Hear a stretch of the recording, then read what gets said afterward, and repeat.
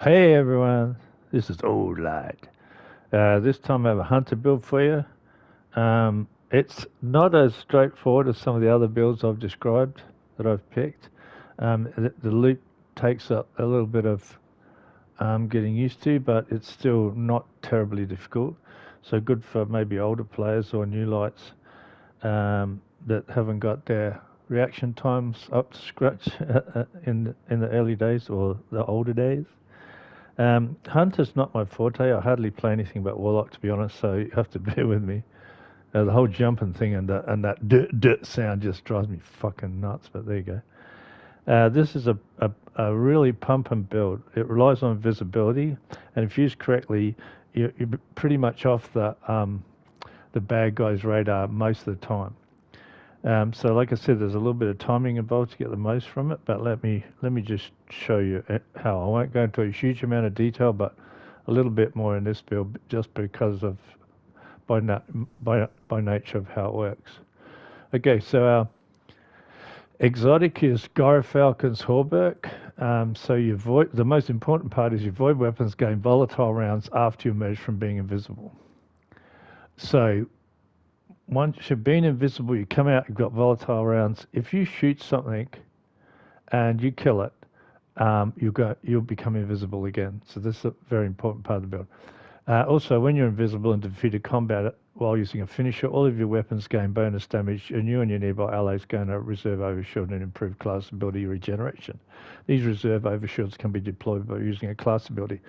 Not as important as everything else because you generally don't need it, but if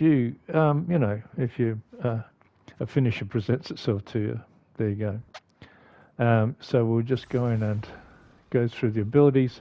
I use Marksman's Dodge because one of the aspects is Vanishing Step. So when you dodge, it makes you invisible. So that's one way to become invisible in this build. And then Triple Jump because I need all the help I can get when I'm jumping with a hunter. Snare Bomb because that's all we got. Throw a smoke bomb, attaches to surfaces, pings target radar, then detonates into a smoke cloud and weakens nearby targets. Having said that, if you kill a weakened target, you become invisible. So that's another sort of minor plus that you've got there. Scatter grenades um, splits into multiple submunitions, and that's hard to say when you've got a stammer, and covers a large area with multiple explosions. That's just the one that I picked. You could probably use Vortex or anything really, or Axiom Bolt, but that's the one I picked. Okay, so the aspects are Vanishing Step, dodging makes you invisible, pretty self-explanatory. Stylish Executioner, defeating a weakened, suppressed, or volatile target grants invisibility and true sight. So, if you kill a weakened, a suppressed, or a volatile target, you become invisible.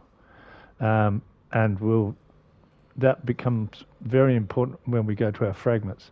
Okay, the first fragment, Echo of Expulsion, void ability, final blows cause targets to explode. And you also get a super bump as well, plus 10. Pretty straightforward. Echo of Undermining. Your void grenades weaken targets. Okay, so this is important. So if you weaken a target, you become invisible. So if you throw a grenade, you weaken the targets. If you kill them, then you become invisible. So that's another way that you become invisible in this build. Um, Picking up a void breach or an overpower grants devour. So devour is another um, a plus for when you get a kill and becoming invisible. Echo of Persistence. Void buffs applied to invisibility over shield and devour have increased duration.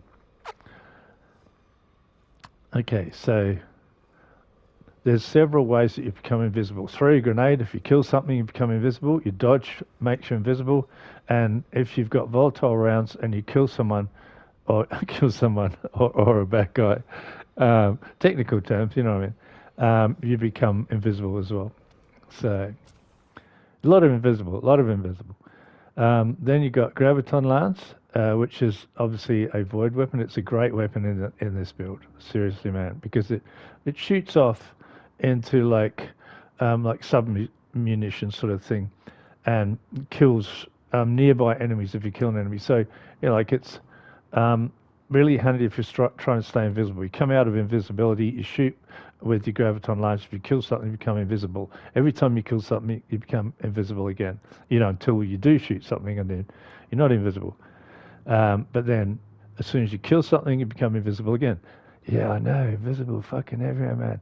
You're all shocked and impressed. I know. It's fucking anyway. Same thing with Hammerhead. That's a void weapon again, and same thing. I've just got an auto rifle up there because I've got an auto rifle up there. I've got my grenade stat pretty high and my weapon stat because you're using a weapon a fair bit. Probably could have my super up higher than that. It's handy to have your super come back more regularly. So on the helm, we've got void siphon, rapid void final blows create an orb of power. So looking for those orbs. Harmonic siphon, rapid void weapon final blows create an orb of power again. We've got two of those. So creating a lot of orbs. On our arms, we've got, or gauntlets, we've got momentum transfer. Causing damage with a grenade reduces your melee cooldown. Yeah, just so you've got that melee as a sort of an emergency thing you can have. Void loader increases reload speed of void weapons. The machine gun's not particularly fast reloading, so that's why I've got that on there. Bolstering detonation grants class ability energy when you cause damage with a grenade. So again, you've got that dodge that will build up quicker whenever you cause damage with a grenade, which is quite often. And then on our exotic, we've got concussive dampener reduces incoming area of effect damage from combatants. So these are just, you put whatever protector, I mean, you want on here, depending on, the enemies you're dealing with. Reduces incoming void damage from combatants, reduces incoming arc damage. So it depends on where you are. I mean, you might want to put on reduces solar, blah, blah, blah. Yeah. And then we've got, for our legs, recuperation, replenish your health each time you pick up an orb of power. So we're throwing out plenty of orbs, so that comes in handy. Reduces grenade cooldown each time you pick up an orb of power. Again, you're throwing out lots of orbs, pick this up, your grenade comes back quicker, you've got invisibility. Insulation reduces class ability cooldown each time you pick up an orb of power. So, again, you've got that dodge and invisibility again, more orbs you pick up. And then for your cloak, you've got distribution, reduces all ability cooldowns when using your class ability near targets. Again, reducing ability cooldown is what you need, especially for dodge. Outreach reduces melee cooldown when using your class ability. Straightforward. And powerful attraction collects nearby orbs of power when you activate your class ability. So every time you activate your dodge, picks up any nearby orbs. I'm not going to go into too much detail about the artifact. Just make sure you put as many void-related or the weapons you're using related artifact perks on. That's the best way to look at it if you're not terribly experienced with it. They're fairly straightforward, but you can look at, if you want more detail about this or the artifacts, you can find really detailed explanations online. Okay, so I'm just going to go down to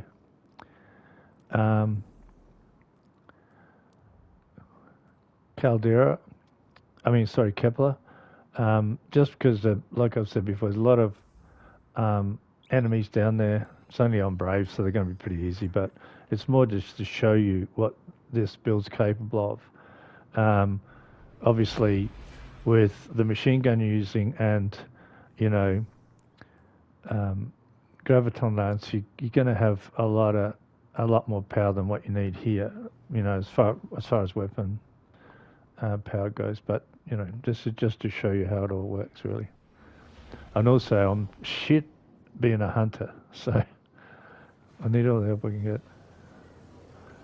I hope everyone's been good after Christmas. I am officially a fat bastard. Um, so just sitting around playing Destiny's not helping. And chocolate and chips, my comfort zone, man. Don't you love chips? They're fucking wicked, aren't they? Okay, so did my dodge, I was invisible.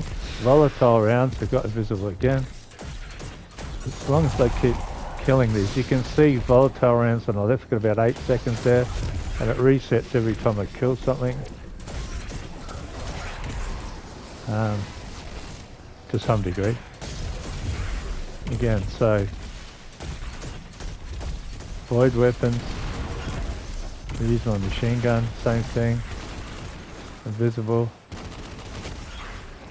Okay, so throw my grenade. Again, as long as I kill something, invisible again. So as long as there's plenty of bad guys around, you can be pretty much invisible most of the time. This is where I'm so shit at jumping. Oh, just made it. Mofo.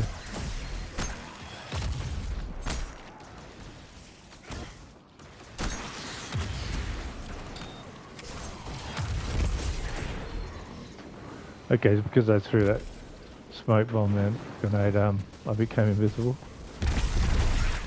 Okay, so first thing you try and do is get a kill and become invisible so that then you can more or less just dominate the battlefield because no one can see where you are. One thing I do like about this, you can sneak up behind dudes and they don't know.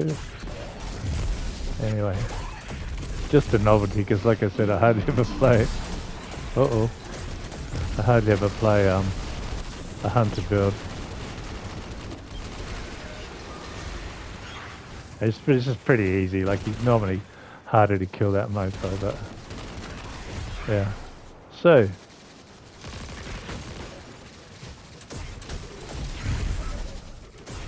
that's it in a nutshell. Grenade invisible, dodge invisible, volatile rounds invisible. That's all you have to think about.